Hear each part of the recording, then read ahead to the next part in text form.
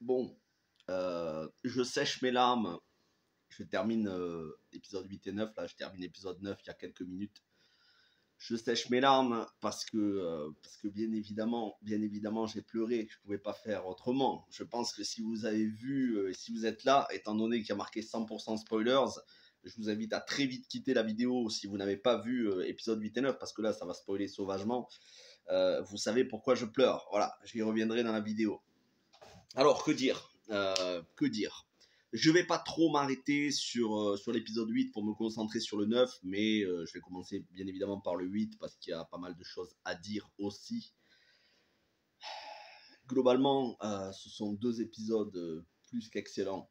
C'est des masterclass, c'est des films. J'avais déjà dit ça pour l'épisode 7 qui était une gigantesque claque. Là, l'épisode 9 qui dure 2h22, ça déboîte ce que j'ai vu au cinéma en matière de super-héros. Je le répète, hein, pour moi, cette saison 4 de Stranger Things, ça met une piquette à toute la phase 4 Marvel et à bon nombre de films de super-héros. J'aimerais tellement que les frères Duffer s'occupent un petit peu plus de Marvel ou de DC Comics. Ça serait bien plus épique. Mais bon, c'est un autre sujet, le MCU. Alors, épisode 8, on va suivre surtout Eleven, c'est-à-dire donc Millie Bobby Brown. Moi, je l'appelle Eleven, vous l'appelez comme vous voulez, pour moi, c'est plus simple. On va suivre Eleven dans le labo avec le docteur Brenner qui va tenter de surmonter un petit peu son traumatisme, le traumatisme de la révélation de Vecna. Et elle va continuer de s'entraîner un petit peu. Il va y avoir des rebondissements parce qu'elle veut partir à la recherche de ses amis. Lui ne veut pas parce qu'il ne l'estime pas prête. Donc, quelques petits rebondissements. Il va faire en sorte de la maintenir prisonnière, mais finalement, c'est parce qu'il veut l'aider plus qu'autre chose. Il veut la préparer parce qu'il sait ce qu'elle va affronter et il sait qu'elle n'est pas encore prête. Ça va se terminer par la mort de Brenner, qui va se prendre plusieurs balles, mais une balle en pleine thorax qui va le traverser, parce qu'on avait peut-être oublié, mais c'est vrai qu'ils avaient les militaires à leur trousse, les militaires qui avaient déjà menacé Owens, et donc les militaires qui envahissent le laboratoire, le complexe où il y avait Eleven, Brenner et Owens. Finalement, elle explose l'hélicoptère des snipers qui avaient abattu Brenner et qui essayaient de l'abattre à elle. Elle explose leur hélicoptère. Elle met en déroute donc ce général. Je ne sais même pas s'il agit vraiment pour l'armée américaine, parce qu'on a l'air de voir que c'est un franc-tireur un petit peu.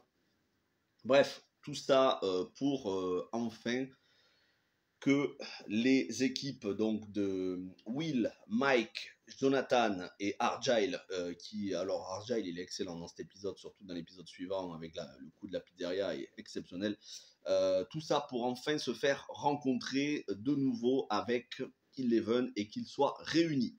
Ça c'est l'épisode 8. Et ensuite l'épisode 9 je vais y revenir. Et de l'autre côté, on a la fuite de Joyce, Hopper, Bowman, Enzo et Yuri qui s'enfuient de la prison russe et ensuite qui vont décider d'y retourner parce que en fait ils vont s'apercevoir que il faut y retourner, c'est le meilleur moyen. Voilà, c'est le meilleur moyen pour aider, parce qu'ils vont comprendre que chaque groupe doit s'aider à distance, et donc pour aider à la fois ceux qui sont à Hawkins ainsi que Eleven, ils doivent y retourner puisqu'il y a un portail en Russie. C'est de là où il y a tous les Démogorgons. Bref, tout ça va préparer, on va faire en sorte de préparer tous les groupes à s'entraider à distance. Et puis bien évidemment, on a le groupe de Hawkins. Ils sont revenus un petit peu ils sont revenus dans notre monde réel et ils s'organisent, ils préparent leur plan, leur stratégie finale avec Max qui va servir d'appât pour Vecna. Ils vont s'armer jusqu'aux dents. Alors ça donne lieu à des scènes épiques, très humoristiques, très humoristiques. Et enfin, ils vont, et ça c'est fin de l'épisode 8 il me semble, et début de l'épisode 9, ils vont à la maison où il y a Vecna. Alors ils y vont à la fois en deux groupes, dans le monde réel et dans le monde à l'envers. Sachant que eux, d'un côté, à Hawkins, vont faire ça, vont tendre un piège à Vecna pour que Vecna entre dans l'esprit de Max. pendant que donc une autre partie du groupe sera en train d'essayer de tuer Vecna dans le monde à l'envers. Autre groupe, mais ils se sont pas concertés tous les uns les autres, ils cèdent à distance, ils devinent au final.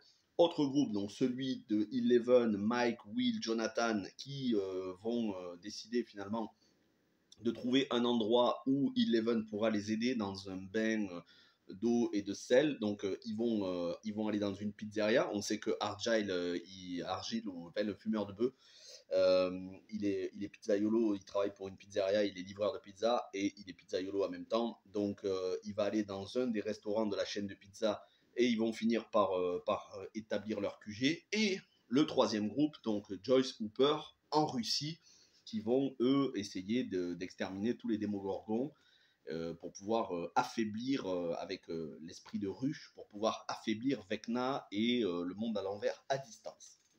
Alors, épisode 9, alors bien évidemment, et c'est parsemé de morceaux de musique épiques, notamment on a du Creedence dans le courant de l'épisode 8, on a un morceau de Creedence, Clearwater Revival, et puis à la fin, je crois qu'on a un autre morceau de musique dans l'épisode 8, mais les musiques les plus épiques, je vais y revenir, c'est dans l'épisode 9. Épisode 9, c'est cette lutte, et à plusieurs moments dans l'épisode, on va vraiment avoir peur pour les persos, on va se dire ça y est, c'est fini, et pour certains, c'est réellement fini. Oui, il va y avoir des morts, et il va y en avoir plusieurs, et des personnages qu'on adore, qu'on a adorés, et au final, il va y avoir les retrouvailles, mais ça prépare pour une saison 5 qui a l'air d'être encore plus terrible. En tout cas, ça sera la conclusion, puisqu'on sait que la saison 5 sera la dernière. Alors, autant le dire tout de suite, Eddie meurt. Et là, je ne peux m'empêcher, je n'ai pu m'empêcher de pleurer, j'avais les larmes qui coulaient. C'est tellement épique ce personnage, il a été tellement courageux, plein de bravoure, il a eu des scènes, que ce soit quand il est avec sa guitare sur le toit de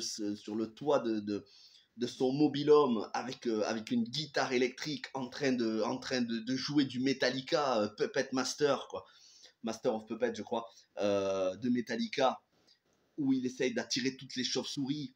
Et ensuite, il décide de se sacrifier, il décide de plus fuir, et il décide de servir d'appât pour toutes les chauves-souris et les attirer à lui. Et il se bat jusqu'à la fin, et il en dégomme un nombre incalculable, jusqu'à ce que Dustin arrive à le rejoindre, malheureusement trop tard, où il meurt dans les bras de Dustin. Cette scène, en plus, avec la chanson de Moby qui accompagne la mort de Eddie, le passage de relais entre Eddie et Dustin, où on sent voilà, qu'ils s'aiment comme des frères, un amour fraternel, il y a une admiration de l'un pour l'autre, c'était magnifique, c'était bouleversant. Je pense que là, voilà, on a tous versé une larme, surtout les métalleux, parce que ce personnage était tellement attachant. On l'a vu se révéler dans la saison, et puis ses derniers mots, ses dernières paroles, c'est bouleversant. Bouleversant. J'espérais qu'il ne meure pas, mais je m'en doutais. Je m'en doutais, mais en même temps, je le redoutais. Donc, ils l'ont fait mourir au bon moment. C'est vraiment au comble de la tension, et dans le même temps, Maxine. Et alors là, Maxine, moi, j'étais comme un ouf là. Parce que déjà, l'épisode 4, j'avais vraiment flippé lorsqu'ils avaient failli la faire mourir. Mais là, de la voir se faire désarticuler, avec les yeux qui commencent à saigner, avec les bras, les jambes qui commencent à se tordre et tout, et Maxine qui meurt dans les bras de Lucas. Mais j'étais dévasté, c'est mon perso féminin préféré, j'étais en pleurs, je ne pouvais pas faire autrement, j'étais en pleurs littéralement. J'ai dû mettre pause à un moment donné pour me moucher, j'en pouvais plus. Maxine, quoi. On s'en doutait qu'ils réservaient quelque chose pour ce personnage. Ils n'arrêtaient pas de jouer avec nous, les showrunners et Netflix n'arrêtaient pas de jouer avec nos nerfs sur la promo. Et la résurrection de Maxine, par Eleven. Alors, elle est toujours dans le coma, mais elle est vivante. Et comme dit Lucas, c'est un miracle, parce que Lucas, il n'a pas compris que c'était Eleven. D'ailleurs, très peu l'ont compris, peut-être Mike et Will, mais très peu ont compris que c'est Eleven qui a réussi à la ramener, qui a réussi à la ressusciter quelque part. même si pour l'instant elle se trouve dans le coma, et probablement qu'elle se réveillera du coma dans la saison 5. Mais voilà, pareil, tous ces flashbacks des différentes saisons où on voit l'amitié de Eleven et de Maxine avec toutes les scènes qu'elles ont quand elles vont faire du shopping à deux, on sent qu'elles sont des véritables copines. Voilà, c'est là l'épisode de la nostalgie qui t'envoie les souvenirs des 3 premières saisons en plein dans la gueule. Tu te prends des rafales de nostalgie, que ce soit la scène du bal de promo de fin d'année à la fin de saison 2, qui était jusqu'à là une de mes scènes préférées. La saison 2, c'est pour moi une saison qui était parfaite. Ça t'envoie des espèces de rafales de nostalgie pile au bon moment, plein d'émotions. On réentend le morceau donc de Police, de Sting, donc Every Breath You Take, qu'on entendait à la fin de la saison 2, pendant le bal de promo, juste après avoir entendu Cyndi Lauper. Et là, ils te remettent le morceau. Et pareil, ils t'envoient les flashbacks et tout. J'avoue qu'au niveau de l'émotion, ils ont fait très très fort. Mais pas seulement au niveau de l'émotion, les musiques sont bien placées, l'action. Et puis, Kate Bush, là, cette espèce de remake qu'ils ont fait de Kate Bush, avec un arrangement qui est encore plus rythmé, mais exceptionnel ce qu'ils ont fait là, exceptionnel ce qu'ils ont fait. C'est un climax d'un film, c'est un climax d'un Avengers, c'est digne d'un climax d'Avengers Infinity War ou Endgame là. J'ai l'impression de voir Avengers Infinity War et Endgame réunis les deux dans une même scène. C'est-à-dire qu'il y a du sacrifice de perso, il y a de l'hommage, il y a des musiques épiques. C'est exceptionnel ce qu'ils ont réussi à faire. Je n'ai pas d'autre mot que bouleversant. Bouleversant, épique, j'avais des frissons. Et puis dans le même temps, quoi, tout ce qui se passe en Russie avec Joyce, Hooper qui commence à se battre avec l'épée de Conan. Alors déjà, t'as Bowman qui va avoir coup de lance-flamme, qui crame tous les démogorgons et tout. Et quand il en reste un, le plus fort des démogorgons, et que Hooper a vidé sa calache contre lui, qu'il ne reste plus de balles, et là il voit une épée par terre, c'est l'épée de Conan le barbare, c'est la même que celle d'Arnold Schwarzenegger dans Conan le barbare, et que tu as Hooper qui commence à lui trancher les bras, trancher la tête et tout, le sang qui gicle, c'est un truc de fou. Ça, c'est il y a tellement d'hommages au film des années 80.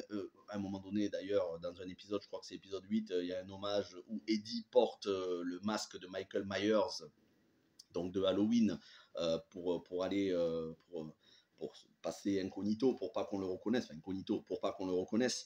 Il y a tellement de petits easter eggs comme ça qu'il faudrait vraiment que je fasse pause et que je les note tous. Donc vous avez compris, c'est une critique à chaud, donc je vais pas le faire maintenant. Mais j'y reviendrai en détail, probablement sur un live sur cette saison 4. Mais oui, ce combat Hooper contre le Démogorgon à coup d'épée de Conan le Barbare, où il tranche tous les bras, la tête et tout, c'était exceptionnel. Euh, Pareil, j'ai adoré le personnage d'Enzo tout au long de cette saison. Enzo qui a compris que la bonne manière de motiver Yuri, c'était pas de le menacer. Yuri, le pilote traître, slash un peu fou sur les bords.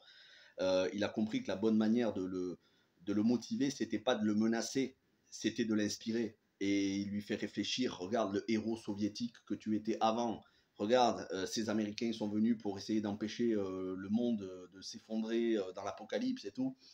Et voilà, Yuri, du personnage de traître magouilleur qu'il était, à la fin, voilà, il leur vient en aide et finalement, il les fait échapper pour les ramener en Amérique. Tous les personnages se révèlent, ils ont tous leur moment de gloire, ils ont tous leur moment de bravoure, ils ont tous leur moment de courage. Cette scène finale où Dustin parle à l'oncle de Eddie, puisque Eddie, aux yeux des habitants de Hawkins, est toujours le leader de la secte Hellfire, mais peu savent qui était réellement Eddie. Et Dustin qui lui dit en pleurs à l'oncle qui est en train de mettre des affiches pour retrouver son neveu, qui lui dit voilà qui était votre fils, c'était un véritable héros, il est mort dans mes bras, il lui raconte tout, et ça fait tellement de bien de voir ça fait tellement de bien de voir l'oncle qui entend quelqu'un parler en bien de son neveu, dire qui était réellement son neveu, quelqu'un qui n'était pas un lâche, qui n'était pas un fou, qui n'était pas un leader d'une secte satanique, mais qui était juste un métalleux très sympathique, qui s'est battu jusqu'à la fin pour donner du temps à ses amis. C'est épique. J'ai des frissons.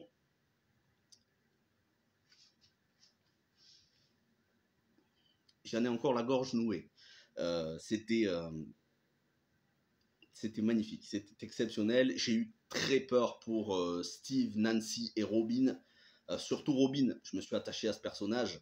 Euh, c'est bien, en plus, voilà, je fais une petite parenthèse, comme quoi on peut avoir des persos LGBT où on n'accentue pas sur le côté sexuel. Et ça, c'est très très bien. Parce que Robin, ok, c'est un personnage LGBT. Mais on n'accentue pas. Il n'y a pas de sous-entendu sexuel comme on a aujourd'hui dans toute la propagande woke de Disney. C'est très peu, c'est light, c'est très light et on accentue sur le côté désintéressé, courageux du personnage.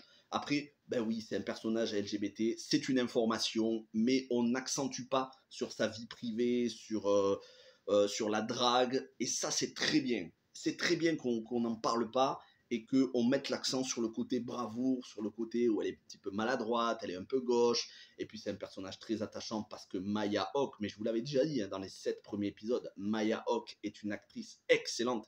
Sa mère, Uma Thurman, et son père, Ethan Hawke, doivent être fiers d'elle. J'espère qu'elle tournera sous Tarantino éventuellement pour Kill Bill Volume 3 si Kill Bill Volume 3 devait y avoir, parce que c'est une excellente actrice. De toute façon, elle a déjà tourné pour Tarantino dans Once Upon a Time in Hollywood. Mais j'espère qu'elle va avoir une grande carrière parce que c'est vraiment une actrice très mignonne déjà, et puis très talentueuse, attachante. Il y a quelque chose d'attachant chez cette actrice. Et puis son personnage est très bien écrit aussi, donc avec beaucoup de pudeur. C'est ce que j'ai apprécié. Il y a de la pudeur chez le personnage. On ne te met pas voilà, le côté wok avec des gros sabots. Non, il y a de la pudeur. C'est bien. Il n'y a pas besoin de plus. Comme ça, ceux qui n'apprécient pas, eh ben, ils ne sont pas dérangés. Ceux qui apprécient, ben, ils apprécient. Mais au moins, on se concentre sur les qualités humaines du personnage. Voilà, je referme la parenthèse sur ce côté parce que là, c'est pareil. Marvel et Disney devraient apprendre un petit peu parce qu'ils en font des tonnes alors qu'il n'y a pas besoin.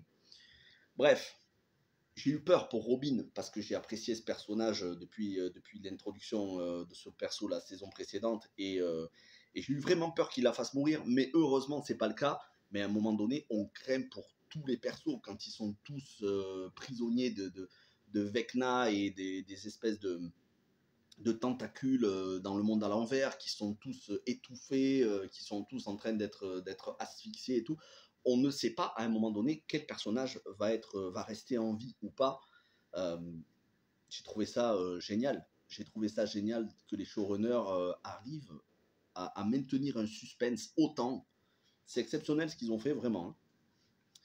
Hein. Autre scène épique, c'est tout ce qui concerne Eleven qui s'introduit dans l'esprit de Max, qui va revivre les plus beaux souvenirs de Max, et qui, à travers l'esprit de Max, va lutter contre Vecna. Et aussi, on va avoir l'histoire de Vecna complète. On s'était arrêté à l'épisode 7 où Eleven envoyait donc numéro 1, Vecna, c'est-à-dire, je sais plus comment il s'appelle, c'est le fils de Victor Krill, mais je me souviens plus de son prénom. On s'était arrêté, elle ouvrait un passage, elle l'envoyait dans le monde à l'envers. Et là, on va voir qui est réellement dans le monde à l'envers. Déjà, on va voir beaucoup plus d'images du monde à l'envers. Et on va voir, bien évidemment, celui qui se cache derrière tout. Et donc, pour l'instant, et même avec ce dernier épisode, on a finalement assez peu d'informations, mais on sait qu'il est là depuis le début. Il était là dans les dernières scènes de la saison 2. Rappelez-vous, le bal de promo. Quand on sortait du bal de promo, on avait Hooper et Joyce qui discutaient pendant qu'on entendait la musique de Sting. Et ensuite, l'image se retournait, on était dans le monde à l'envers. Et on voyait cette espèce de monstre géant de fumée qui avait l'air d'avoir des tentacules un petit peu comme une araignée, qui était au-dessus du lycée ou du collège, je ne sais plus, là où il y avait le bal de promo, de la salle de polyvalente de spectacle. Et c'est lui, le réel grand méchant. C'est lui qui est derrière Vecna. C'est lui qui a révélé les pouvoirs de Vecna. C'est ce que Vecna nous explique. C'est grâce à lui c'est ce monstre qui a libéré le potentiel de Vecna, c'est ce monstre qui est derrière tout. Et pour l'instant, on n'a pas d'autres infos, et ça, ce sera pour la saison 5, puisque avec cette fin de saison 4, étant donné que Max est morte, il fallait, comme les 4 coups de cloche de l'horloge de Vecna, il fallait 4 morts pour pouvoir ouvrir totalement la brèche pour que la, la frontière entre le monde réel et le monde à l'envers s'effondre, s'effrite et se brise. Or, Maxine est morte, même si elle a été ensuite ressuscitée par Eleven, elle est quand même morte l'espace de 1 minute, et ça a permis justement d'ouvrir. Et donc, Hawkins, énormément de personnes partent. Beaucoup, tout le monde, les gens croient que c'est un tremblement de terre, et nous, on sait ce qu'il en est réellement. D'ailleurs, il y a une scène assez flippante, c'est par rapport au chef de l'équipe de basket qui, lorsque justement il y a toutes ces espèces de lignes, ces frontières qui s'ouvrent, il est au milieu d'une et il se fait désintégrer. J'ai trouvé ça c'est assez hard quand même comme scène. Ça d'ailleurs, l'équipe de basket, ça fait vraiment partie des points négatifs de cette saison. Cette équipe ne sert strictement à rien. Elle n'a servi à rien du tout. Ces persos étaient désagréables. Si c'était pas là, ça n'aurait rien changé de plus. Il y a eu un combat, il y a un combat assez violent entre Lucas et le chef de l'équipe de basket qui se révèle être un véritable psychopathe. Mais en fait, s'il n'y avait pas eu ça, ça changeait absolument rien du tout. Alors, ça, c'est un point négatif. Mais bon, pour les points négatifs, j'en ai surtout parlé, c'était surtout pour les 3-4 premiers épisodes, enfin les 3 premiers épisodes, et puis l'équipe de basket qui ne sert strictement à rien du tout. On a enfin l'explication de la peinture de Will. En fait, c'est une peinture que Eleven a demandé à Will de peindre. C'est une représentation de ce qu'elle voulait. Et Will, apparemment, ça a l'air d'être plutôt un bon peintre. Et en fait, Will dit à Mike que le leader de ce groupe, en fait, celui qui va donner, qui va inspirer, qui va donner du courage, qui va donner le lead, quoi, qui va prendre la tête, c'est Mike. Et que Mike a besoin d'Eleven autant que Eleven a besoin de Mike. Et d'ailleurs, justement, c'est Mike qui donne l'énergie, qui donne, on va dire, la détermination, la force nécessaire à Eleven de se libérer de l'emprise de Vecna lorsqu'elle est dans la tête de Max, dans le monde à l'envers. Elle entend la voix de Mike, le petit discours qu'il lui fait, le petit speech est très inspirant. Voilà, il lui dit qu'il l'aime, il ouvre son cœur et il dit tous ses sentiments. Voilà, pareil, beaucoup d'émotions sur ce passage-là. C'était très très beau, très bien écrit. Enfin, le personnage de Mike a eu au moins un épisode, avec l'épisode précédent, l'épisode 8 aussi, où il a servi à quelque chose réellement. Parce qu'il faut dire que durant les 7 premiers épisodes, il ne servait pas à grand chose, tout comme Will d'ailleurs. Will qui continue à avoir des visions et qui est toujours en lien avec le monde à l'envers. Vecna n'est pas mort. Vecna est très affaibli, mais Will ressent les choses. Il sait que Vecna est en vie, il sait qu'il est très affaibli dans le monde à l'envers, et il commence à deviner ce qui se trame un petit peu pour la saison 5. Donc Will va être très important pour la saison 5 probablement. En tout cas, voilà, ça fait plaisir. Sur les 2 derniers épisodes, ils ont écrit un petit peu mieux le personnage de Will et de Mike, tout comme Jonathan qui prend de l'importance sur ces 2 derniers épisodes. Alors, Jonathan, Nancy et Steve. Tout au long de la saison, on nous a fait croire, parce que c'était un rapprochement un petit peu trop évident, que Nancy et Steve allaient se remettre ensemble. D'ailleurs, Steve lui dit clairement, il lui dit tous ses sentiments. Il lui dit la vie qu'il aurait imaginée pour elle et lui, avec des enfants, etc. On ne sait pas exactement ce que Nancy pense là-dedans. On sait qu'elle a vu que Steve a changé. Mais on a l'impression qu'elle est toujours amoureuse de Jonathan. Et d'ailleurs, à la fin, lorsqu'ils se rencontrent, parce que quand même une bonne demi-heure de conclusion, où ils se rencontrent tous, ils se revoient tous à la fin, on sent qu'il y a toujours des sentiments entre Nancy et Jonathan. Donc, et d'ailleurs, il y a une alchimie entre eux qui est évidente. alors que entre Steve et Nancy, il y a des petits moments de gêne. On sent que ça fait un peu forcé. Et je trouve ça bien qu'ils aient décidé de garder Nancy et Jonathan ensemble, parce que ça veut dire que dans des couples, il y a des hauts et des bas. De temps en temps, tu peux te séparer, mais c'est pas pour autant que tu dois mettre fin à l'histoire et partir avec quelqu'un d'autre ou revenir avec un ex. En fait, c'est ça, c'est un couple, c'est résister au moment de séparation, au moment où parfois ils sont un peu faibles, où ils sont un petit peu en froid. Jonathan a pris conscience des faiblesses qu'il avait, c'est-à-dire qu'il était à la ramasse, qu'il était constamment en train de fumer de la bœuf et que il n'avait pas forcément pris ses responsabilités. Là, tout le monde se rejoint à la fin. On sent que Nancy et Jonathan sont à nouveau réunis. C'est très bien, ça fait plaisir. Jonathan d'ailleurs qui est là pour Will, il y a une scène très touchante entre Will et Jonathan où voilà, Will, on sent qu'il est mal dans sa peau, on sent que le perso est à part. Et pareil, Jonathan, en tant que son grand frère, lui dit voilà, j'aimerais qu'on reprenne comme avant, qu'on rediscute à cœur ouvert et tout. Beaucoup d'émotions, pareil, dans ce dialogue, parce que tu sens que l'interprétation, elle est sincère, elle est touchante, ça fait pas forcer, ça fait naturel.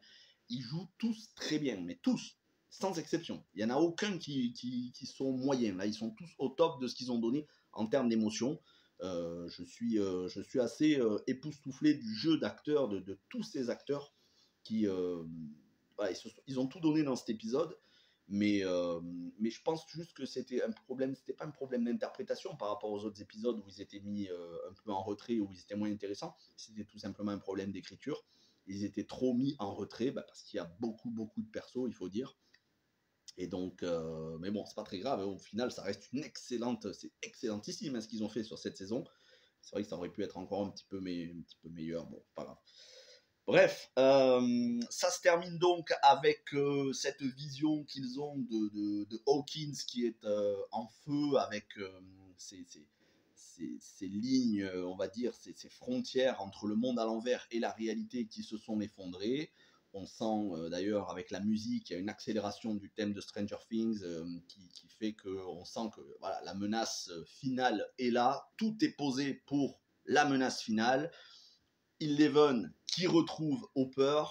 Pareil, très touchante la scène. On se souvient de la fin de saison 3 où elle pensait que Hopper était mort avec sa lettre d'adieu. Mais en même temps, elle a toujours gardé un petit peu espoir. Elle retrouve Hooper, elle retrouve Joyce, elle a retrouvé Mike, Will, Jonathan. Tous les persos sont réunis.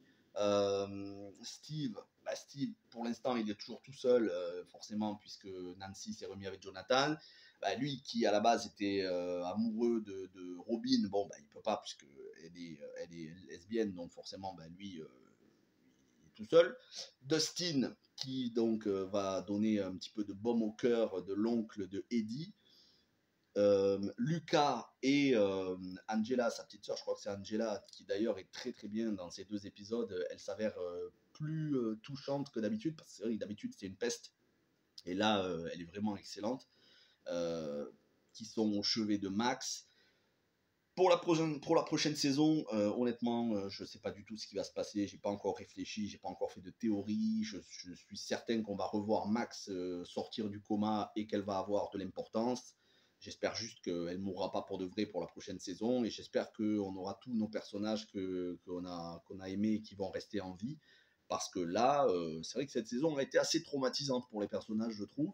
Elle a été très violente. Elle a été très violente par rapport à ce que nous avait habitué Stranger Things. Bien évidemment, il y a toujours plus violent, mais par rapport à ce à quoi nous avait habitué Stranger Things, cette saison 4, elle est très très violente, très gore. Donc je l'avais déjà dit lors des critiques des 7 premiers épisodes, je le redis, je trouve que c'est pas pour les enfants cette saison. Vraiment, c'est plutôt à réserver aux adultes. Que ce soit les personnages qui se font démembrer parce qu'ils sont possédés par Vecna, les découpages de tête, de bras, des mecs transpercés par des balles et tout. Bon, ça reste quand même une excellente saison. Et puis bon, après, c'est à partir du moment où on nous dit attention, ça va être violent, moi j'ai pas de problème, mais il faut le dire à l'avance. Mais c'est vrai que là, j'ai été surpris sur cette saison. Et globalement, j'ai été surpris. Donc, que dire du Creedence dans l'épisode 8, du Police Sting dans l'épisode 9, bien évidemment Kate Bush. Alors là, cette scène en plus, ils ont fait bien durer la scène. Tu sens que la musique, ça y va, et puis ça ralentit, et puis ça repart, et puis ça ralentit, et puis ça repart au moins 3 ou 4 fois. Épique, épique. Moby, pendant la mort de Eddie, je retiens la chanson de Moby qui accompagne parfaitement, qui arrive à décupler l'émotion de cette scène. Beaucoup d'émotions, il y a probablement plein de choses que j'oublie, mais c'est normal, c'est une critique à chaud. Je vais regarder sûrement ce dernier épisode une deuxième fois. Et puis on en reparlera dans un live, peut-être sur ma chaîne, peut-être sur une autre chaîne. N'hésitez pas à regarder la chaîne des copains, aller voir chez Guillaume fait son cinéma, aller voir chez la critique de Néo. Eux aussi vont faire des critiques où ils risquent d'en parler en live pour décortiquer les épisodes. Et je ferai peut-être un live dans le courant de l'été où je reviendrai avec mes invités sur la saison complète. En tout cas, Stranger Things saison 4, exceptionnel. Je retiens en particulier l'épisode 4, l'épisode 7 et l'épisode 9. Il y avait quelques petites choses qui n'étaient pas nécessaires, l'équipe de basket. Il y avait quelques petites choses qui étaient, on va dire, moins bien développées. Les personnages de Mike, Will, Jonathan au début, durant les 5-6 premiers épisodes. Mais globalement, ça reste une saison où il y a une émotion de folie. C'est la saison la plus émouvante, la plus bouleversante. Des nouveaux personnages épiques comme Eddie, dont on se souviendra encore très longtemps. Beaucoup de références, que ce soit musicales ou des références en termes de films. Dans ce dernier épisode, voilà, on avait une référence à Conan le Barbare, c'est génial d'avoir ça. En plus, je viens de voir le film il n'y a pas longtemps. Avant ça, une référence à Halloween, on a eu des références à Freddy Krueger tout au long du début de la saison. Donc, beaucoup de références et plein qui doivent m'échapper. N'hésitez pas à les dire en commentaire. J'espère que cette petite critique à chaud, totalement à chaud, hein, je vous le dis, j'ai fini il y a une demi-heure, trois quarts d'heure l'épisode. J'espère que ça vous a plu. N'hésitez pas à la compléter. On se retrouvera très bientôt. Et puis demain après-demain, on continue la semaine spéciale Tortue Ninja. Les 4 premiers jours de cette semaine, donc de lundi jusqu'à hier, c'était la trilogie de films Tortue Ninja des années 90 ainsi que le film d'animation de 2007. Là, aujourd'hui, on a fait une pause pour cette vidéo Stranger Things. Et ce week-end, on reprend avec les deux reboots Tortue Ninja 2014-2016. Et ensuite, lundi, vous aurez de la série Amazon Prime et plein d'autres choses, mais ça sera pour la semaine prochaine. Merci à toutes et à tous, passez un bon week-end, et puis Eddie Munson, repose en paix, tu le mérites, parce que tu étais le meilleur perso de cette saison, tu étais le plus épique. Il m'a foutu les frissons, il m'a fait pleurer, c'était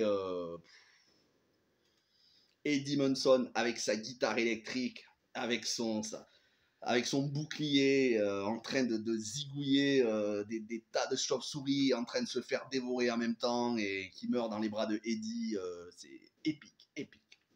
Merci à toutes et à tous, n'hésitez pas à liker, à mettre un petit pouce bleu, allez voir le reste des vidéos, hein, puisqu'il y a 3 vidéos, une sur les 3 premiers épisodes de la saison 4, une autre sur les épisodes 4 à 6, et une autre sur l'épisode 7 que j'avais bien décortiqué. Donc n'hésitez pas à aller les voir. Portez-vous bien, bon week-end et ciao tout le monde.